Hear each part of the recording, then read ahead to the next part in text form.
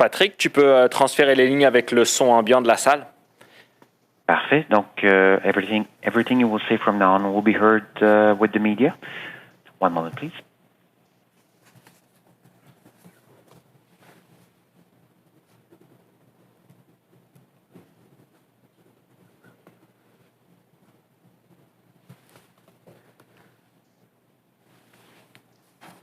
This conference is being recorded.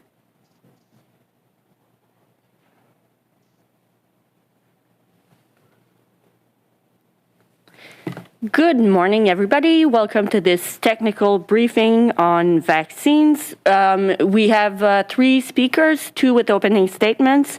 The first one will be Dr. Theresa Tam, Chief Public Health Officer, then Dr. Howard New, Deputy Chief Public Health Officer, and we will also have Dr. Matthew Tunis, Executive Director for the NACI Secretariat, who will be answering questions. So this is all going on virtually, and we'll start with Dr. Tam.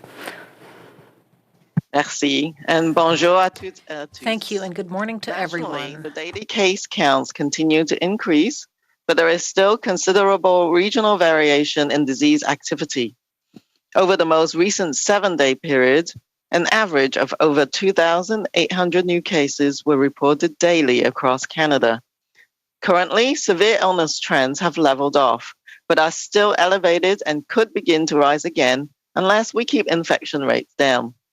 Over the past week, on average, 1,540 people with COVID-19 were being treated in our hospitals each day, including 465 in intensive care, and 19 deaths were reported daily. The emergence and spread of the Omicron variant of concern, including 11 recent detections in travelers coming into Canada and or their close contacts, is yet another reminder of how quickly things can shift in this pandemic unless we continue to reduce the spread and impact of the virus with vaccination and other layers of protection. In addition to strengthening diagnostics, therapeutics, infection prevention control, vaccine uptake, and other response aspects, experts on Canada's National Advisory Committee on Immunization, or NACI, have continued to update guidance to help strengthen our COVID-19 vaccination programs. Today, NACI updated advice on COVID-19 mRNA vaccine booster doses, as well as recommendations on the use of mRNA COVID-19 vaccines in adolescents and young adults. NACI recommends, and health authorities in Canada agree, that immunization in those who are eligible but have yet to receive their primary series should continue to remain the top priority in Canada and around the world. NACI has reaffirmed that the benefits of receiving an mRNA COVID-19 vaccine continues to outweigh any potential risk of experiencing rare side effects following immunization with an mRNA vaccine, including the rare risk of vaccine-associated myocarditis and or pericarditis, most often seen in males aged 12 to 29 years. Regarding boosters, NACI considered emerging evidence on waning protection of vaccines over time and the safety and potential benefits of mRNA vaccine booster doses. In the context of the Delta variant, evidence suggests that vaccine effectiveness against infection and symptomatic disease decreases with time, and possibly against severe illness as well, especially in older individuals. No additional safety concerns were noted following mRNA vaccine booster doses. The rare risk of myocarditis and or pericarditis appears to be lower after the booster dose than after the second dose of the primary series, though is higher than after the first dose. Based on this, NACI has increased the strength of their recommendations to now say a booster dose of an authorized mRNA COVID-19 vaccine should be offered 6 months or more after completion of a primary COVID-19 vaccine series to people aged 50 years or older. Adults living in seniors' long-term care or other congregate living settings that provide care for seniors.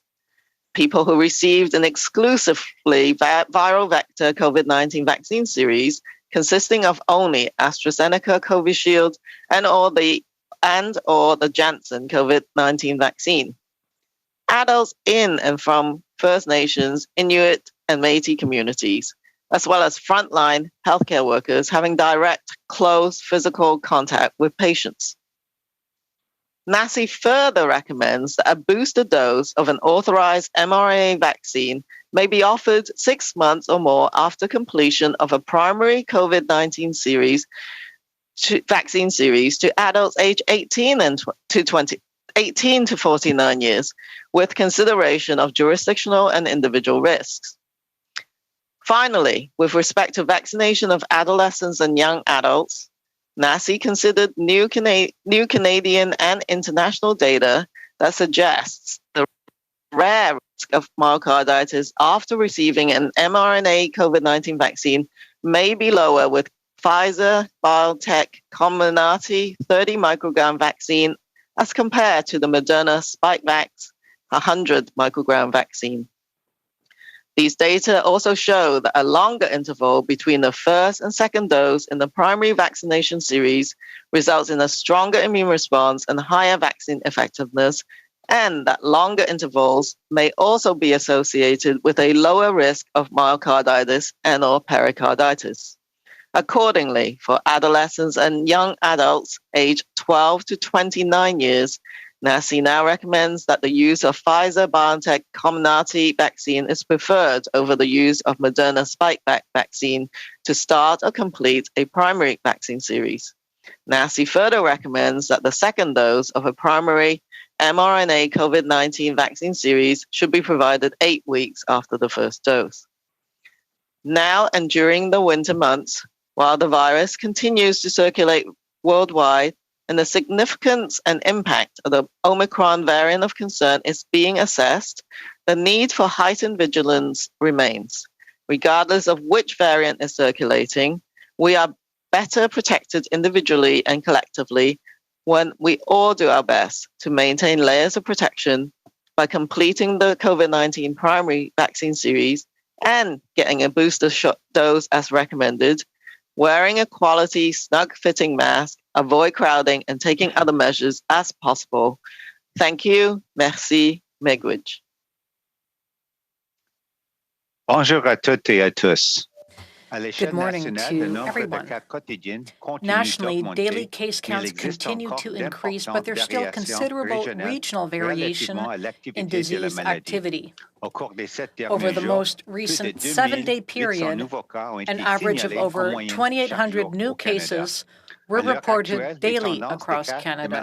Currently, severe illness trends have leveled off but are still elevated and could begin to rise again unless we can keep infection rates down. Over the past week, on average, 1,540 people with COVID-19 were being treated in our hospitals each day, including 465 in intensive care, and 19 deaths were reported daily. The emergence and spread of the Omicron variant of concern, including 11 recent detections in travelers coming into Canada and/or their close contacts, is yet another reminder of how quickly things can shift in this pandemic unless we continue to reduce the spread and impact of the virus with vaccination and other layers of protection. In addition to strengthening diagnostics, therapeutics, infection prevention and control, vaccine uptake, and other response aspects, experts on Canada's National Advisory Committee on Immunization, or NACI, have continued to update guidance to help strengthen our COVID-19 vaccination programs.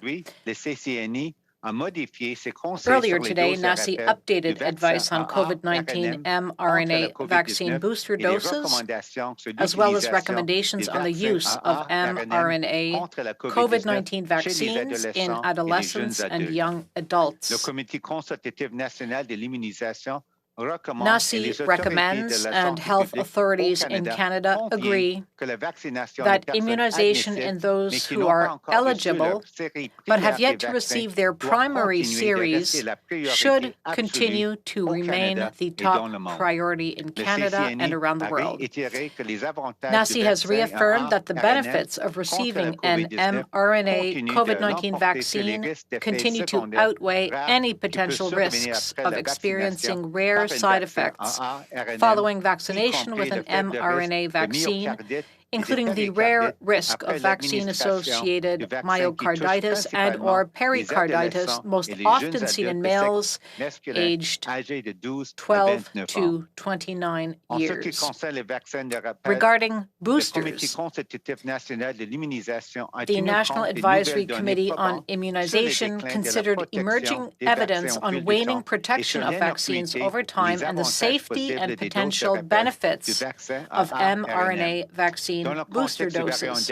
In the context of the Delta variant, evidence suggests that vaccine effectiveness against infection and symptomatic disease decreases with time, and possibly against severe illness as well, especially in older individuals. No additional safety concerns were noted following mRNA vaccine booster doses. The rare risk of myocarditis and or pericarditis appears to be lower after the booster dose than after the second dose of the primary series, though is higher than after the first dose. Based on this, the National Advisory Committee on Immunization has increased the strength of their recommendations to now say a booster dose of an authorized mRNA COVID-19 vaccine should be offered 6 months or more after completion of a primary COVID-19 vaccine series 2, people aged 50 years or older, adults living in seniors' long-term care or other congregate living settings that provide care for seniors, people who received an exclusively viral vector COVID-19 vaccine series consisting of only AstraZeneca, Covishield, and or the Janssen COVID-19 vaccine, adults in or from First Nations, Inuit, and Métis communities, and frontline healthcare workers having direct, close physical contact with patients. The National Advisory Committee on Immunization further recommends that a booster dose of an authorized mRNA COVID-19 vaccine may be offered 6 months or more after completion of a primary COVID-19 series to adults aged 18 to 49 with consideration of jurisdictional and individual risks. Finally, with respect to vaccination of adolescents and young adults, the National Advisory Committee on Immunization considered new Canadian and international data that suggests the rare risk of myocarditis after receiving an mRNA COVID-19 vaccine may be lower with the Pfizer BioNtech Comirnaty 30 microgram vaccine as compared to the Moderna Spikevax 100 microgram vaccine. These data also show that a longer interval between the first and second dose in the primary vaccination series results in stronger immune response and higher vaccine effectiveness, and that longer intervals may also be associated with a lower risk of myocarditis and or pericarditis. Accordingly, for adolescents and young adults aged 12 to 29 years, NACI now recommends that the use of Pfizer BioNtech Comirnaty vaccine is preferred over the use of the Moderna Spikevax vaccine to start a complete primary vaccine series. NACI further recommends that the second dose of a primary mRNA COVID-19 vaccine series should be provided 8 weeks after the first dose. Now and during the winter months, while the virus continues to circulate worldwide, and the significance and impact of the Omicron variant of concern is being assessed, the need for heightened vigilance remains. Regardless of which variant is circulating, we are better protected individually and collectively when we all do our best to maintain layers of protection by completing the COVID-19 primary vaccine series and getting a booster dose as recommended, wearing a quality, snug-fitting mask, avoiding crowds, and taking other measures as possible. Thank you.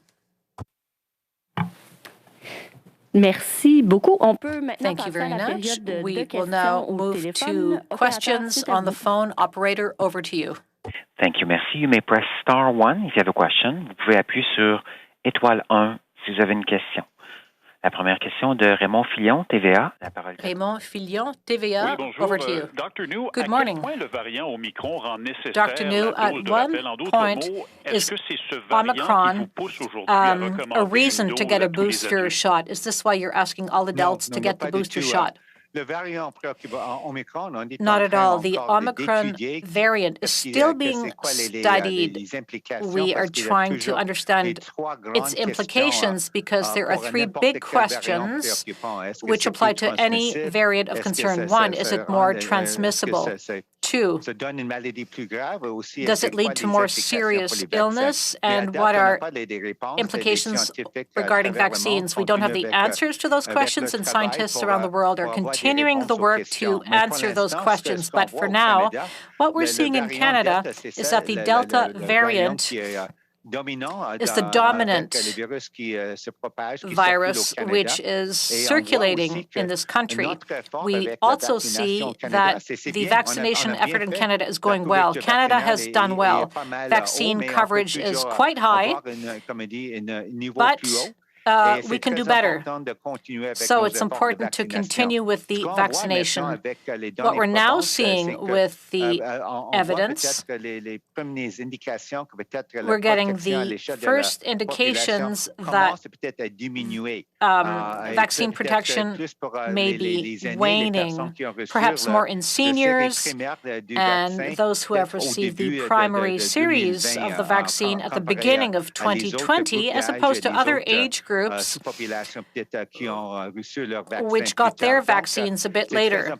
So it's important because with winter looming, people will start to gather indoors.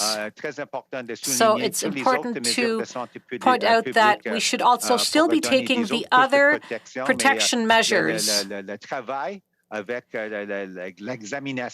said, the study and analysis of the data on boosters has started, is ongoing, and that work was even happening before Omicron appeared on the scene. Regardless of what variants emerge, we continue with our work, with our study. And that work will continue despite the advice on booster shots now. Thank you.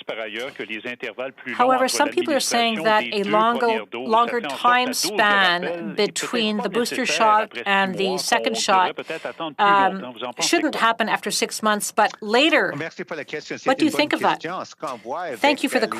It's a good question, and we're seeing this in other countries, so it's really important to see what is happening elsewhere. So in countries like Israel and in the United States, which applied a shorter interval between the first and second doses, depending on the manufacturer of the vaccine and the population groups. We've seen that the effectiveness has gone down when the first and two shots were closer together, and the advantage here in Canada is that we were able to learn from other countries' experiences, so we decided to increase the time span between the first and second doses, so Canadians are well protected against serious illness. But the first indications are emerging that protection is beginning to wane. So we believe this is the right time to have booster shots Again, looking at the data, we've seen that the booster shots can improve immunity and increase the longevity of the effectiveness of the vaccine, which is why we're recommending booster shots. We don't want to wait too long because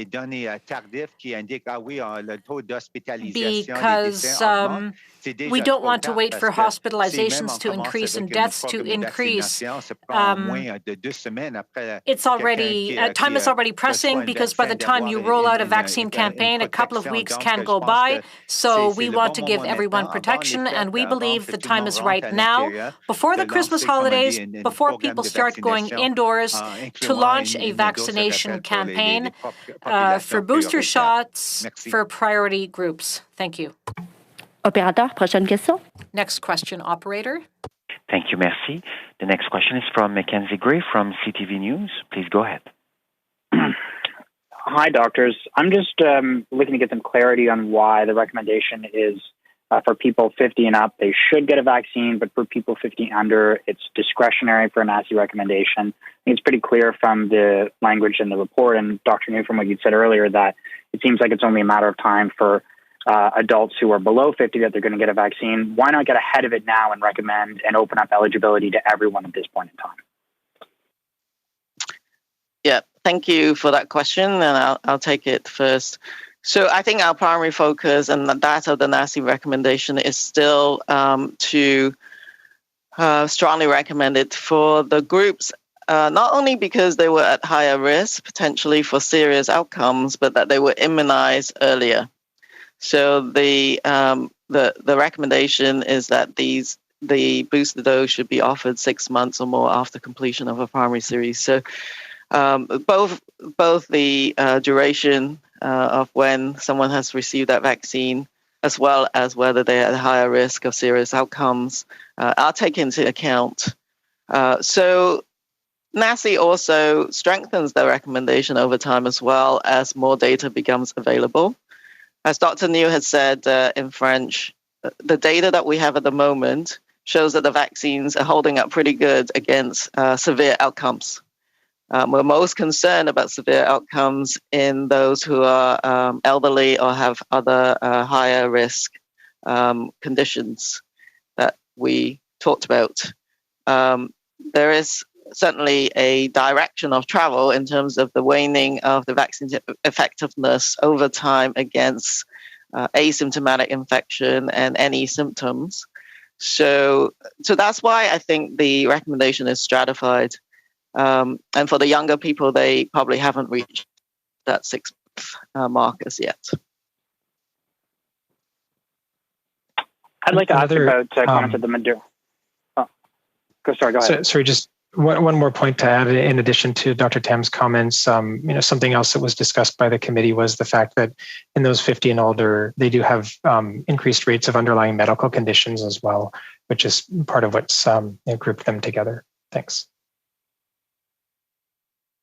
The Moderna CEO has said that vaccines may be less effective against the new Omicron variant. What would you say to Canadians who would say, you know what, I'm going to wait on getting the original formula of the booster now and wait for a potentially new formula that could come out within a few months? Yeah, thank you for that question. So at this current moment, Delta variant is the most dominant variant. It's like 99.8% of what we have in Canada. And so we have to mitigate the risk of this present threat.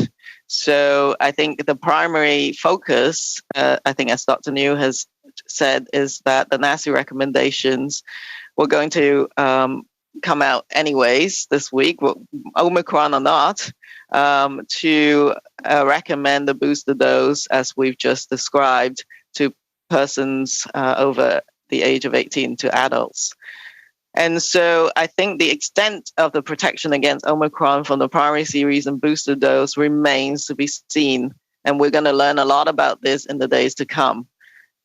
But nevertheless, it is still prudent to maximize the possibility of protection from vaccine by, first of all, offering the vaccine to anyone who hasn't had the primary series, but then offering the boosters as we've just laid out.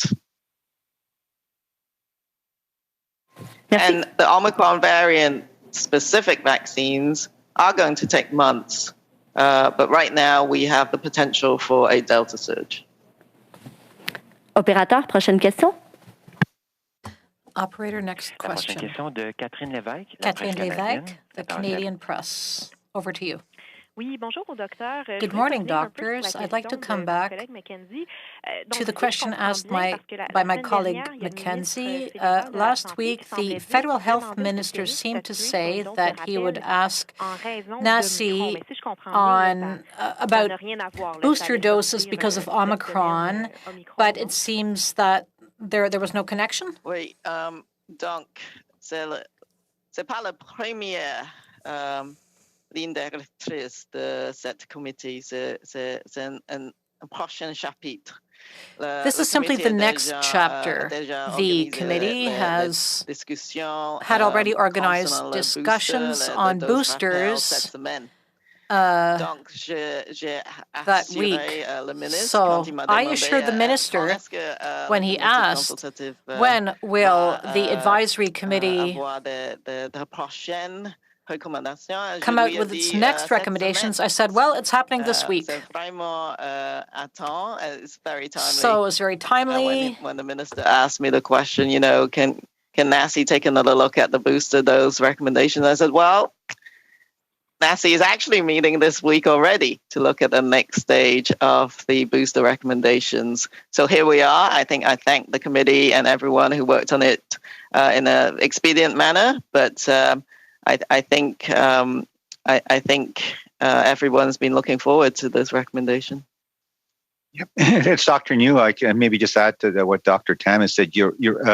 It's right. The committee has been looking at this issue for quite some time, and it takes a while to analyze the data, looking at things such as the dose interval, what is the experience in Canada, the good level of protection we've had in the general population, and how it might be slowly diminishing, but maybe, as I said in French, maybe not at the same rate as in other countries. It had that shorter dose interval. So that's all been taken into account. And now, as we said, I think it's a good time to make the recommendation, which NACI is doing today, with the booster doses, as we are now gathering insight with the winter. Lots of other things are happening, such that with the fact that we don't want to wait too long, because if we wait to get the actual data on, increasing hospitalizations and other lagging indicators, then it'll be too late, because, even with a vaccination program, it takes 2 weeks, for an individual who receives a vaccine to actually get maximum protection. And so all those factors have led to this moment, and it's not, just because of the Omicron. It's sort of, good timing as well, because it just highlights the importance of vaccination, but it's not because of the Omicron variant per se. Thanks. Thank you very much for that. I'd like to come back on the 6-month interval. I'd like to know what NACI used to determine that interval. Are there any studies out there or data from other countries which we use to come to that figure of 6 months? Thank you. Dr. New here. I can start answering, and Dr. Tam and Dr. Tunis might complete my answer. Clearly, our experience here in Canada, well, I think we are leaders because we've shown other countries how our vaccine programs and policies and the intervals we applied between the first and second doses, we showed that this gave Canadians stronger protection for a longer time. And it was through the analysis of the data that NACI came up with recommendations to say it's good to wait 6 months at least before getting a booster shot. So 6 months after the first series of vaccines. Even with the principles of vaccinology and immunology, which are well established, It's clear that if the vaccine administration interval is longer, the vaccine is more effective. Perhaps Dr. Tam and Dr. Tunis would like to complete the answer. Yeah, I can add some additional context also. So one thing to keep in mind is that the authorized intervals by the regulator are also 6 months after the second dose. So the majority of the evidence that has been generated around booster doses is looking at a 6-month interval. That was what was dominantly reviewed by Health Canada, the regulator, and also, of course, by NACI subsequently. Another thing to consider, as Dr. New was saying, is that we know that intervals do matter, and they do have an influence on the nature of the immune response, the durability, and the level of the immune response. So we've seen a trend with the primary series of the first and second dose, where longer intervals can support higher effectiveness, higher immune response, and more durability over time. And there are also early indications from some of the literature that a sufficiently long interval between the second dose and the booster dose also results in higher antibody levels. And that it might be the case that actually shorter intervals between second dose and booster dose could have lower antibody levels. So that was certainly all considered by the committee, but I think it's reasonable to say that the largest body of evidence around booster doses is looking at this 6-month interval range. So NACI is always following the evidence and keeping track and looking if there are areas where they can actually try and optimize and deviate from whatever the main body is saying if necessary. But in this case, the largest volume is at 6 months. We're seeing these indications that longer intervals support higher immune responses. So the committee was most comfortable with 6 or more months for that booster dose. Thank you. Merci. Opérateur, prochaine question. Thank you, operator. Next question. Thank you, merci. The next question is from Abigail Biman from Global News. Please go ahead. Hi, thanks for taking my question. I noted that there's a question in the report as to whether this third dose is actually a booster shot at all, or whether it will eventually be considered part of the primary series. I'm wondering if you can speak more about that and whether we have a better understanding of whether Canadians may be expected to get a shot every 6 months or at some other interval, consistently going forward.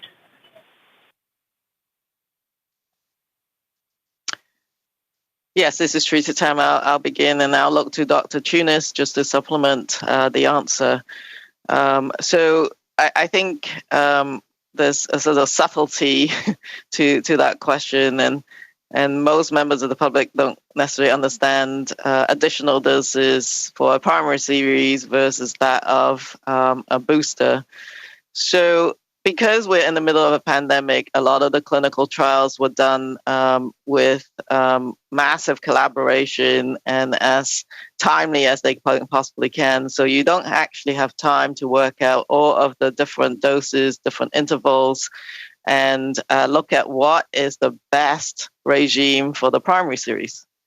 So NACI, for example, has looked at the fact that an additional dose should be offered to those, for example, with underlying immune conditions, in terms of immunocompromised conditions, those who don't mount a good immune response, then an additional dose would be important. And that is considered part of the primary series. Whereas the booster dose is to help shore up and elevate that immune response after someone has had adequate, what we call priming of the immune system.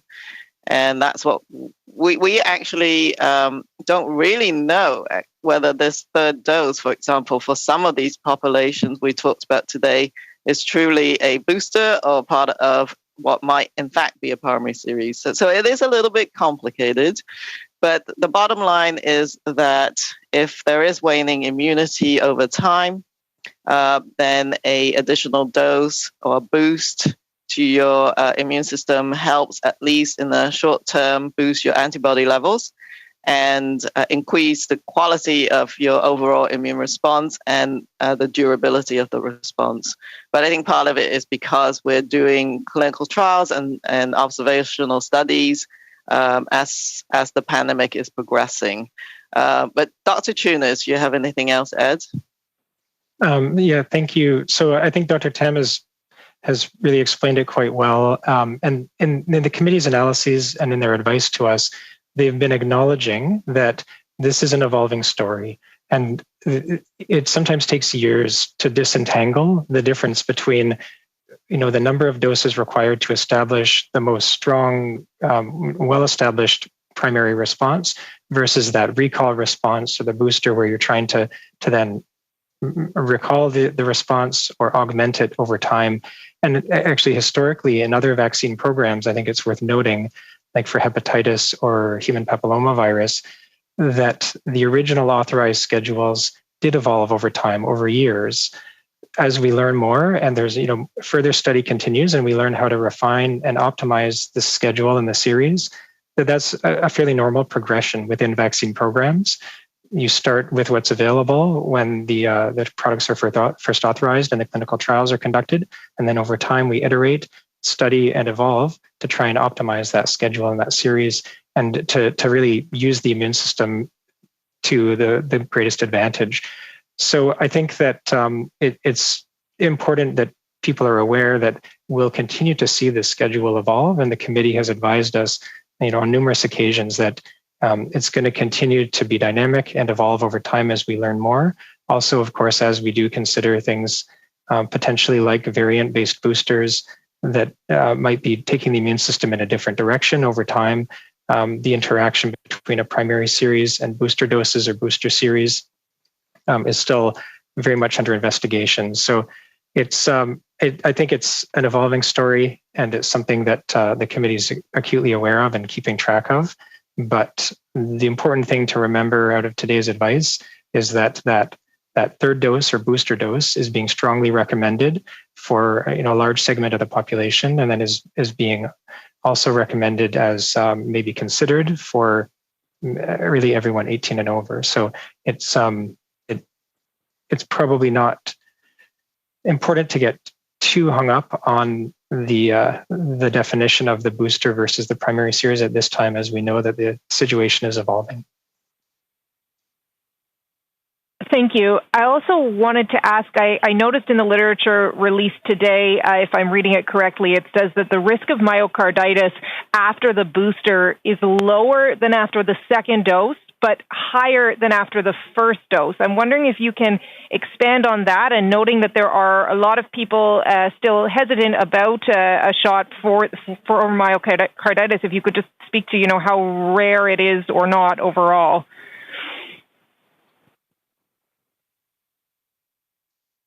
Yeah, so I'm happy to respond to that. So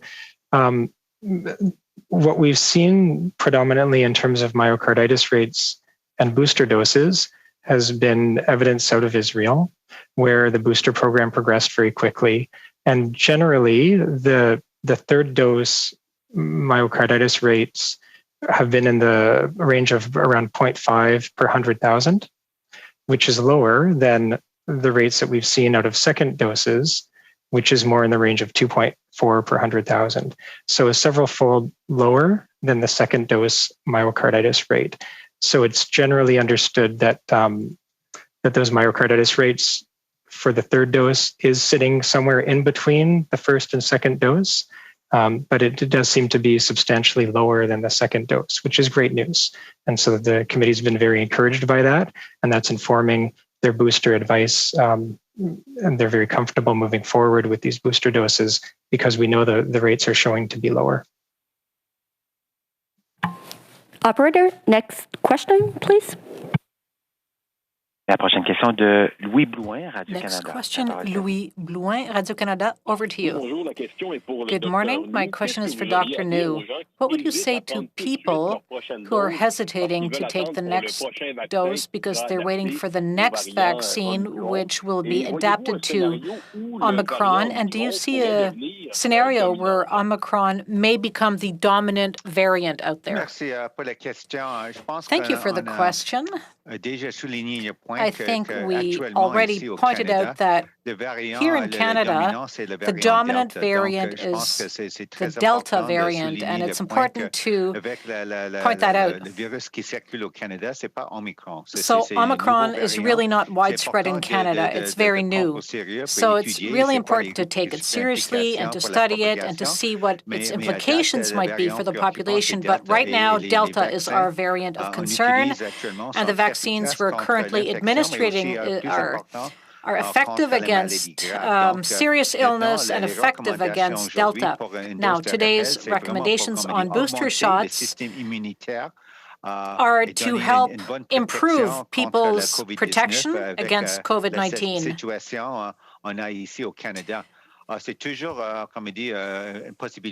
So it is quite possible in future that we might come out with other vaccines more adapted to Omicron or other variants, but that lies in the future. For now, it's really important to point out that it's not a good idea to wait for another vaccine to come out later on, because it'll take several months at least. And for now, it's really important to deal with the situation head-on.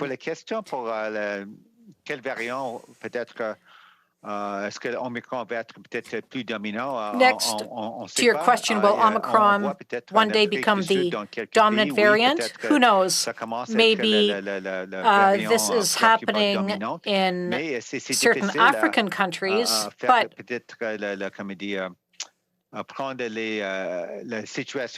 it's hard to compare what's happening in Africa to what's happening in Canada. There's so many differences between the two regions, the structure, our demographics, vaccine coverage. We've learned that in South Africa, vaccine coverage is much lower than in Canada. So you have to take all of these things into account. In Europe, in the USA, and here in Canada, it's different everywhere. So we are closely monitoring the evolution of the situation. We will adapt if we need to, but for now, it's really important to state that if you are in a high-risk category, if you are over 50, it's a really good idea to get your booster shot. Thank you. J'aimerais vous demander pour votre instruction concernant I would like to know what you think of the 12 to 29 age group. You said that it's better for them to get the Pfizer than the Moderna vaccine. In that age group, those who have received Moderna, should they be worried? What are you going to tell the provinces? As far as you know, are there still provinces which use Moderna primarily for 12 to 29-year-olds? What do you tell the provinces? Well, I'm not going to personally speak to the provinces and territories. I work with colleagues. We have colleagues everywhere. We have really good discussions, good conversations on the whole. We take all data into account, and NACI's recommendations are put out there as we are doing today. I believe that those between the ages of 12 and 29, it's very subtle, the recommendation we're making. We are recommending the Pfizer vaccine, which is preferable to the Moderna vaccine. However, both of these vaccines are extremely effective. They are both mRNA vaccines. They both give good protection, and the evidence shows that the real effectiveness of Moderna might even be higher as compared to Pfizer. So in people who are older, in the older groups, this might also be something to be taken into account. So Moderna versus Pfizer. As for young people, If they've had Moderna to begin with, really there is no worry. And as for the side effects, myocarditis, this can appear a week after administration of the first dose, but it's very rare. So but when it comes to the booster shots, as we've already said today, we have to look at the cost-benefit analysis of the Pfizer vaccine versus the Moderna vaccine. However, at the end of the day, the provinces and the territories have their own vaccine campaigns. They all have access to the same information and the same data as we do, and it's up to them to make enlightened decisions with regard to their own vaccine campaigns. Thank you. Merci. Opérateur, a-t-on d'autres questions au téléphone? Thank you, operator. Are there further questions? Oui. Nous avons d'autres questions. The next question is from Laura Osman from the Canadian Press. Please go ahead. Hey there. Thanks for taking our questions today. I wanted to start by asking you about a line in the NACI report that said that issues of global equity were taken into account when deciding on these recommendations. There was not any elaboration on that point. So I'm wondering if Dr. Tunis, Dr. Tam, maybe you could speak a little bit to why it is that we're recommending we give boosters to healthy adults in Canada as opposed to shipping those doses to other countries where vaccine rates are at like 2%. Maybe I'll start, and then Dr. Tunis might want to comment on how NACI deliberated on the equity issue. But the NACI does not just take into account science and data, they take into account other considerations as well, which includes ethics and equity. All I can say is that we need to do both. We need to be able to protect our population in Canada, using the best available science and the vaccines that we have, as well as supporting other countries. I think we can do that. NACI, as you've seen, have been quite thoughtful. They didn't just rush out and say, everybody get a booster. They've been focusing on the science and focusing on the highest risk groups. So even today's recommendation has a strong recommendation focus on the 50 plus and those with other higher risk factors. And the younger populations wouldn't have their 6 months probably until the new year for the most part. So I do think that is a balance, and it is a balance of a thoughtful, methodical approach, as well as being able to recognize and take equity into account. Dr. Tunis, I know that NACI absolutely did think about this perspective. Would you want to elaborate?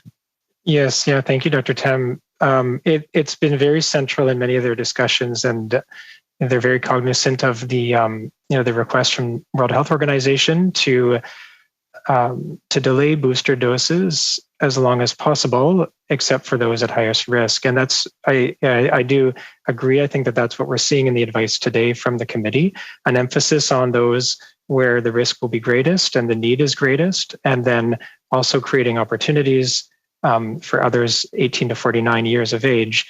And I think it's noteworthy that, as NACI has been continuing to monitor the evidence and to provide us this iterative advice on boosters, the last update being on October 29th, they have tried to acknowledge global vaccine equity as much as possible and really delay the use of boosters until the time when they're really perceived to be needed to get out ahead of potential outbreaks and expansions of disease in Canada. So they've been very central to a lot of the discussions, and I think that is exactly what we see reflected in the advice today.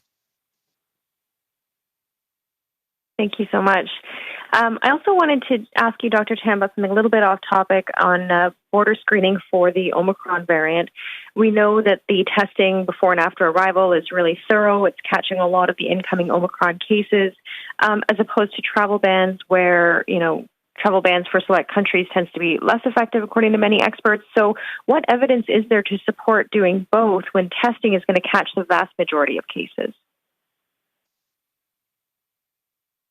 Thank you for that question. And we will also be discussing, I think, border measures later on in the day with Minister Duclos for one of the press conferences. I think what I would say is that, at the beginning, when things are evolving rapidly, layers of precaution are taken as fast as you can, because really you're trying to buy a bit more time and to delay the spread of the virus as much as you can. As time goes on, once we gain an understanding of where this virus is in the world, then some of those measures will need to be revisited. But I think that those were the fastest measures at the beginning. But we do need to reevaluate them. At the same time, of course, then fine-tuning and escalating some of our testing protocols at the border was done simultaneously as well. And that is also being ramped up in a phased approach according to an analysis of the global risk at this time. So I think both were being implemented as quickly as possible as a precautionary approach at the start. But we will need to re-examine that as we learn more about the virus.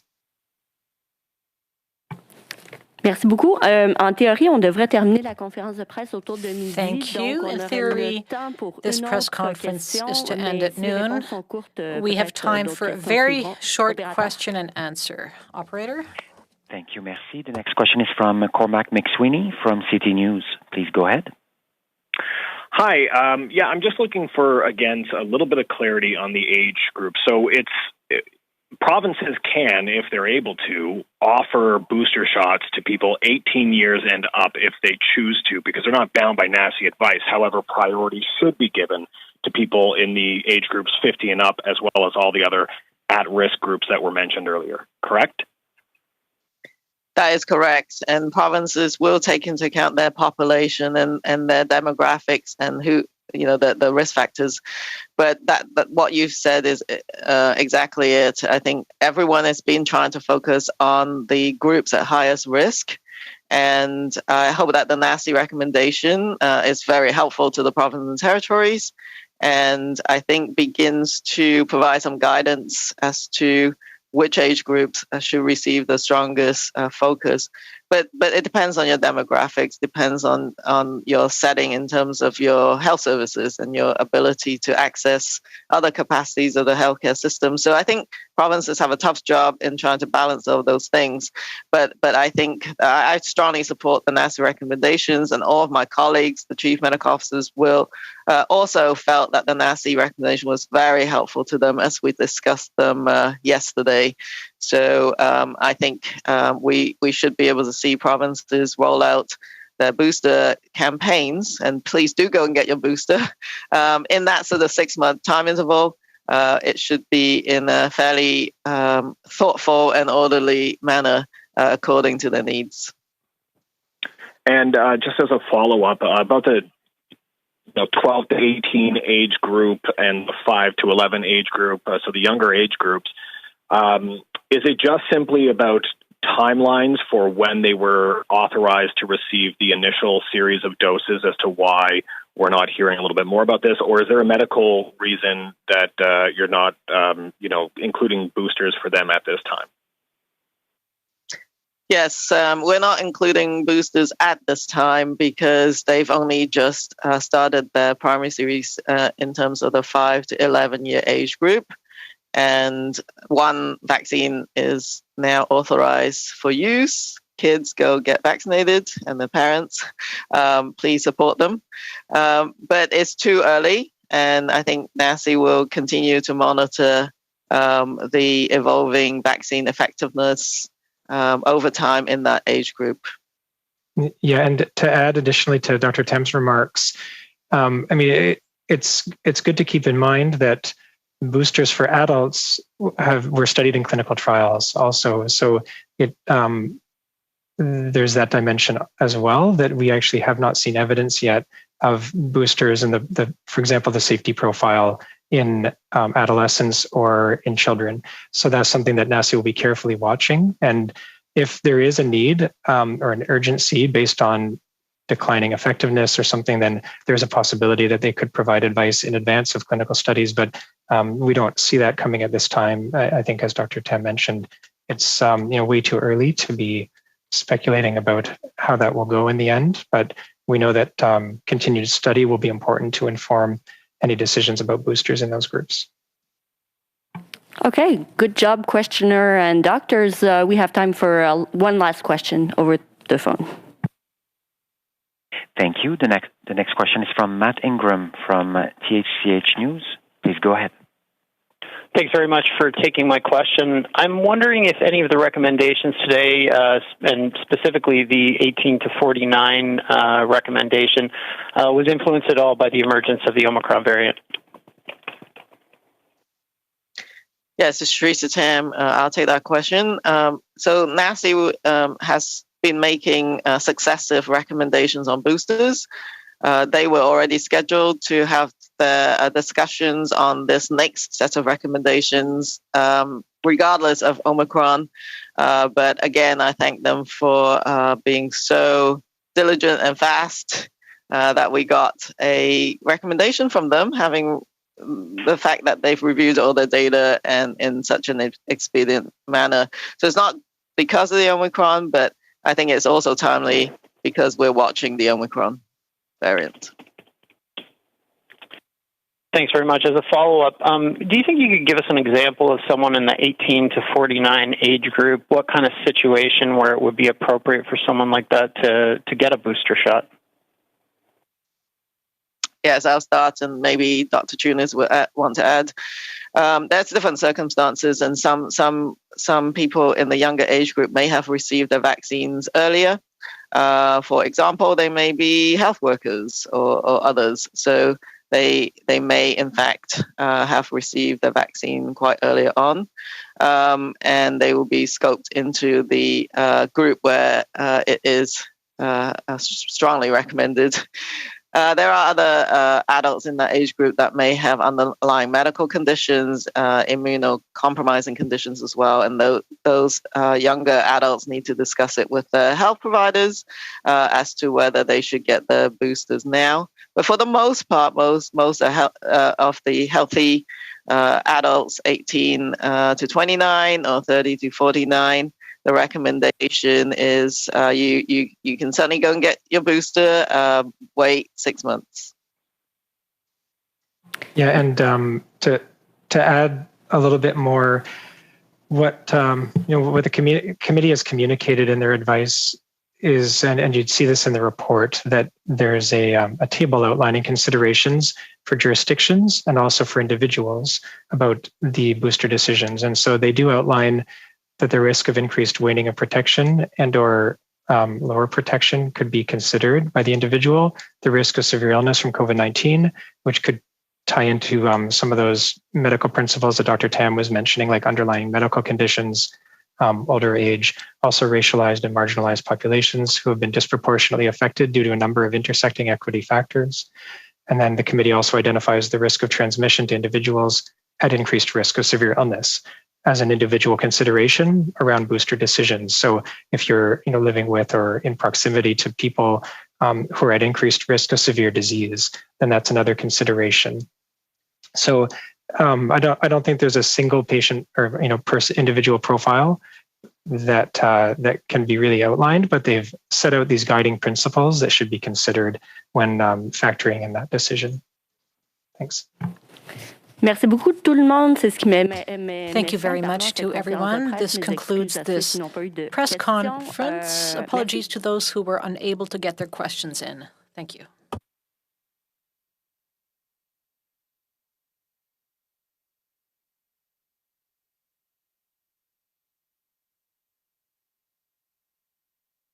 Thank you for your participation. Merci à tous les participants qui se sont joints.